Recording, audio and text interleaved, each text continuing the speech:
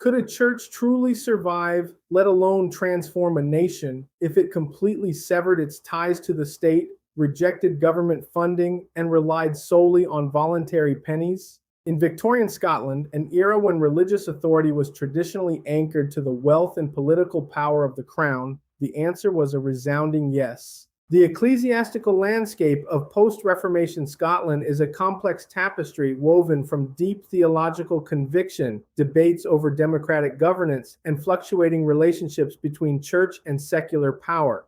In 1847, this intricate history culminated in a landmark consolidation, the formation of the United Presbyterian Church, uniting two resilient streams of dissent into one body. This institution arose not from religious novelty, but as the deliberate convergence of the United Secession Church and Relief Church to heal generations of bitter fragmentation. By uniting, these bodies sought to preserve a distinct, progressive testimony completely independent of state control, relying strictly on the voluntary support of their faithful congregations.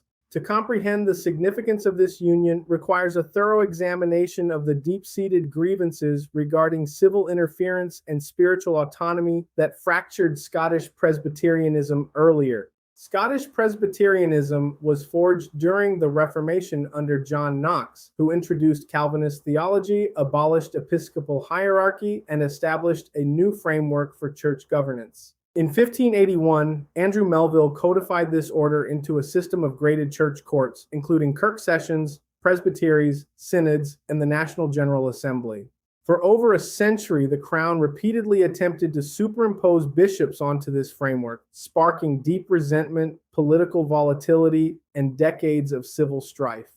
This volatility ended in 1690 when the Williamite Revolution permanently established Presbyterianism as the official legal governance model of the National Church of Scotland. The fragile peace fractured when the British Parliament passed the 1712 Patronage Act, granting wealthy landowners the right to unilaterally appoint local parish ministers. Disenfranchised by these alien appointments, Ebenezer Erskine led the first secession in 1733 to form the Associate Presbytery, passionately defending spiritual rights of laity. Continued enforcement of patronage sparked more dissent, leading Thomas Gillespie to found the Relief Church in 1761 to support congregations oppressed by state control. While sharing anti-patronage stances, the Relief Church embraced a more charitable spirit, practicing open communion and introducing uplifting hymns into worship services by 1794. By the 19th century, dissenters initiated the voluntary controversy, arguing that state funding corrupted the gospel and demanding total separation between church and state power.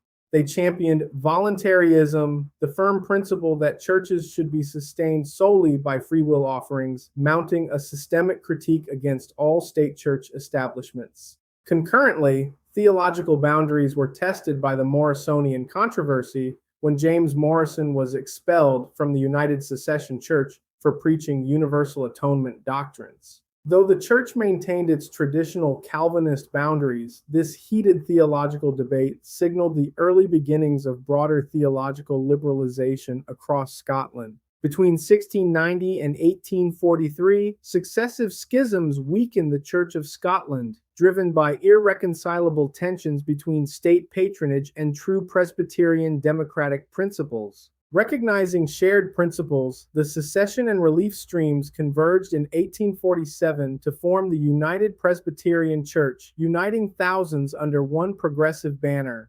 Comprising one-third of Scottish Presbyterians, this massive independent communion proved that Presbyterianism could thrive dynamically when completely untethered from government-state control. The 1847 Union required calibrating two distinct institutional temperaments, bringing together two historical bodies with contrasting traditions and approaches to Presbyterian worship across Scotland. The United Secession Synod brought a rich historical legacy deeply rooted in doctrinal precision, strict confessional adherence, and traditional Reformed orthodoxy across all local congregations.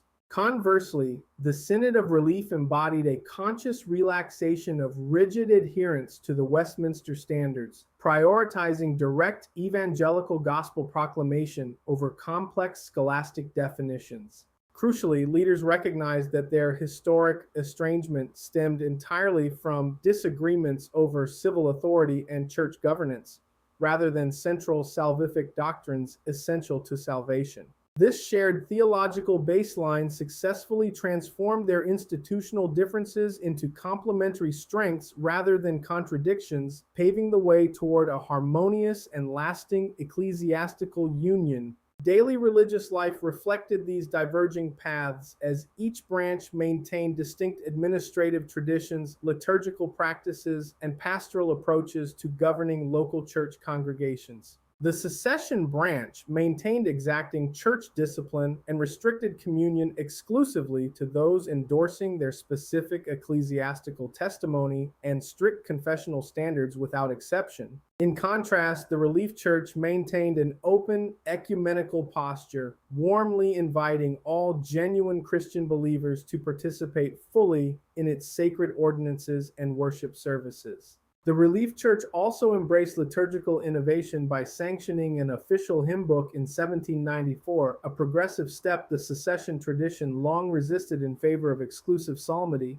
Reconciling these divergent ecclesiastical practices required prioritizing Christian liberty, mutual accommodation, and congregational autonomy across every single local church body within the newly unified denomination. This theological evolution culminated in a historic shift regarding how the church bound the consciences of its ministers, moving toward greater evangelical freedom and modern doctrinal understanding. The United Presbyterian Church became the first major Presbyterian body to explicitly modify the terms of subscription to the Westminster Confession in a liberal evangelical direction. Begun during pre-union negotiations, this progressive theological trajectory achieved mature legal expression in the historic Declaratory Act of 1879, passed by the Church Assembly in Edinburgh. Through this mechanism, the Church formally disavowed any intolerant or persecuting principles historically embedded in the Confession, such as civil magistrates suppressing religious heresy by law. By loosening these rigid terms, the denomination proved a church could maintain its historic Reformed identity while fully embracing a modern, progressive understanding of true religious liberty. The 1847 merger of 400 Secession congregations and 114 relief parishes instantly transformed Scottish descent, creating a massive unified denomination across the nation. Consolidating over 500 local churches, the newly formed United Presbyterian Church represented roughly 1/3 of Scotland's church-going population, cementing self-funding Christianity as a mainstream pillar. Its constitutional basis adopted the Westminster Confession and Catechisms as subordinate standards, but explicitly exempted members from teachings endorsing religious intolerance or state-enforced doctrine. Operating on strict voluntary principles, the denomination completely opposed state-endowed religion, demanding absolute separation of church and state while rejecting civil funding and government interference. This stance separated them ideologically from the Free Church of Scotland, which still favored state funding, while United Presbyterians firmly championed a fully independent, democratic church model. For the United Presbyterian Church, voluntarism was a foundational theological tenet, maintaining that Jesus Christ ordained his church to be supported exclusively through free will offerings. The denomination's summary explicitly asserted the direct spiritual obligation of all members to support and extend the ordinances of the gospel through voluntary free will contributions. Consequently, the Church's Supreme Court systematically petitioned the British Parliament for the complete disestablishment of the State Church of Scotland to secure total religious freedom. They firmly believed true spiritual vitality could only be achieved when congregations were freed from state endowments and made directly accountable to people in pews. To prevent voluntarism from creating economic disparities between wealthy urban parishes and poor rural ones, the church engineered an innovative financial safety net called Augmentation Fund. This system anticipated modern denominational funding through central resource pooling, where wealthier urban churches willingly contributed excess financial funds beyond their own local needs. The Synod established an equitable baseline living stipend for all ministers, guaranteeing every pastor received a dignified living wage regardless of their geographical parish location. Proportional equalization aid supplemented poorer parishes, provided local members met a pre-approved baseline contribution rate, proving voluntary systems could successfully support clergy across diverse areas. The church's organizational framework featured a striking constitutional peculiarity. It entirely bypassed traditional provincial synods to create a streamlined, highly responsive democratic governance structure. Instead, all local presbyteries met collectively once a year as a single, overarching supreme synod, preventing bureaucratic hierarchies and ensuring direct representation for all congregations. To safeguard its distinct theological voice from state university control, the United Presbyterian Church established its own divinity hall in Edinburgh in 1847 under synod oversight. Under direct synod oversight, the institution quickly achieved academic renown as a premier center for Reformed scholarship, guided by influential academic figures like Principal John Cairns. While training domestic ministers, Divinity Hall maintained an inclusive admissions policy that welcomed international students, including Teo Soga and Lithuanian Jewish Christian scholar Isaac Salkinson. Around 1852, student Teo Soga studied here before becoming the first ordained Black Presbyterian minister, alongside Isaac Salkinson, who later translated the Hebrew New Testament. The denomination also showed structural flexibility in preparing women for specialized ministry, designing alternative training paths over rigid bureaucratic exclusion to ensure total missional readiness. When 28-year-old Mary Slessor applied, the secretary arranged for her to receive rigorous training at Moray House, successfully bypassing institutional barriers for the foreign mission field.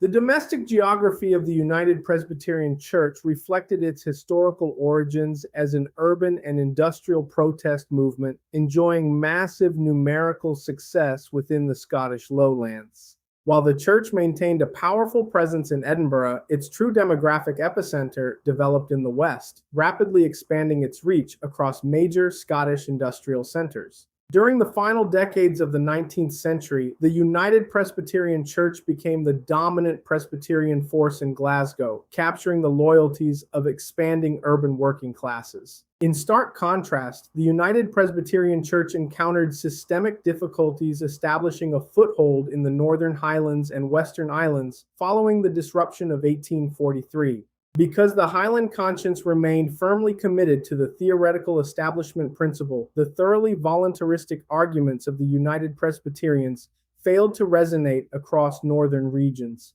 Consequently, its few northern outposts remained precarious and isolated, struggling to gain traction among Highland communities deeply loyal to traditional state-supported church models. Driven by a robust evangelistic imperative, the United Presbyterian Church expanded its infrastructure alongside shifting demographics as industrialization crowded populations into manufacturing hubs. Globally, the church fostered an ecumenical spirit that transcended domestic rivalries, urging frontline missionaries to build sustainable, independent ministries without exporting Scottish ecclesiastical schisms. In South Africa, missionary James Lang noted that frontline workers purposefully ignored homefront schisms, cooperating as if the disruption of 1843 had never even occurred.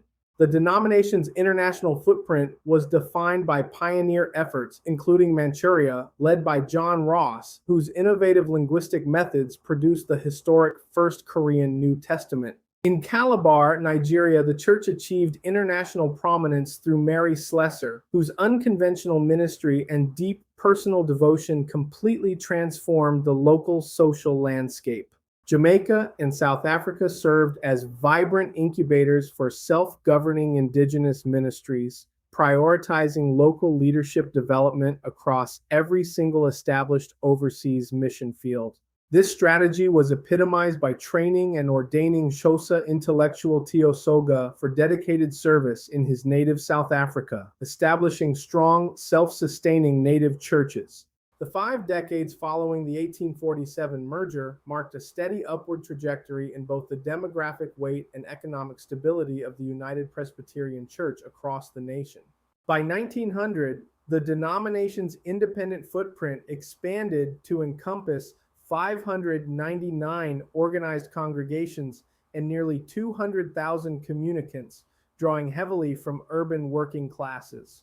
This growth generated substantial financial capacity, with an average annual income reaching £403,000, successfully financing domestic pastoral salaries while sustaining expansive foreign missions. These substantial financial resources successfully financed pastoral salaries at home while sustaining an expansive global missionary framework across Africa, Asia, and the West Indies for decades. Furthermore, the late 19th century brought marked prosperity and internal stability, free from civil lawsuits and state interventions that routinely disrupted the established State Church of Scotland. Its unique single-tier Supreme Synod operated with remarkable efficiency, proving a voluntary, democratically managed communion could achieve institutional maturity without sacrificing progressive principles or structural cohesion.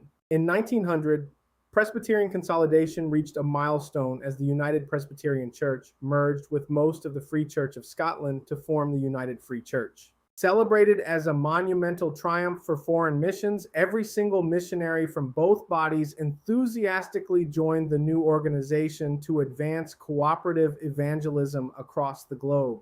However, a Highland concentrated minority within the Free Church rejected voluntarism, clinging to the establishment principle and maintaining an independent existence colloquially known as the Wee Frees. The creation of the United Free Church paved the way for negotiations, supported by Parliament passing the 1874 Act that officially abolished lay patronage within the state church. Later, the historic Statutory Declaratory Act of 1921 explicitly recognized the Church of Scotland's absolute authority over its internal spiritual affairs without civil state interference or control. Concluding that historical grievances justifying 18th century secessions were resolved, the majority of the United Free Church merged back into the Church of Scotland in 1929. Even this grand reunification could not fully erase independent dissent, as a passionate minority argued any structural link to the state compromised the Church's voluntary purity and independence. Refusing to join the national establishment, this dedicated group continued operating independently as the United Free Church of Scotland, preserving a distinct progressive voluntary testimony for the future. The 1900 union faced near ruin when the minority Wee Frees sued, claiming the majority forfeited all assets by merging with the voluntarist United Presbyterians in Scotland. In 1904, the House of Lords shocked Scotland by awarding this tiny minority exclusive ownership of hundreds of church buildings, colleges, and central funds across the country. Though targeting the Free Church faction, the resulting legal chaos severely impacted the new United Free Church as congregations scrambled to navigate sudden property losses across Scotland. Former United Presbyterian congregations faced intense financial strain as the denomination scrambled to build new facilities and secure an equitable parliamentary property settlement from British authorities. The United Presbyterian Church pioneered thoughtful theological development, explicitly modifying ministerial subscription to the Westminster Confession via the historic Declaratory Act of 1879.